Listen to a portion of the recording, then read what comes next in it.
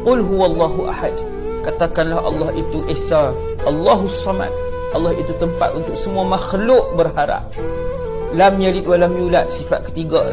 Ayat ketiga pun masih lagi menghuraikan tentang Allah tidak melahirkan dan tidak dilahirkan. Wa lam yakul lahu kufuwan ahad.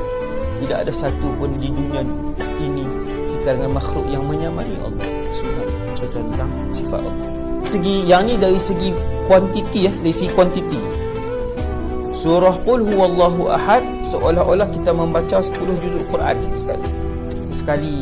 satu kali baca surah Qul huwallahu ahad. Lalu Nabi pun bersabda, surah yang isi kandungannya Allah adalah Tuhan yang satu, yang diperlukan oleh seluruh para makhluk adalah 1/3 Quran. Nabi maksudkan surah Qul huwallahu ahad. Surah itu 1/3 Quran.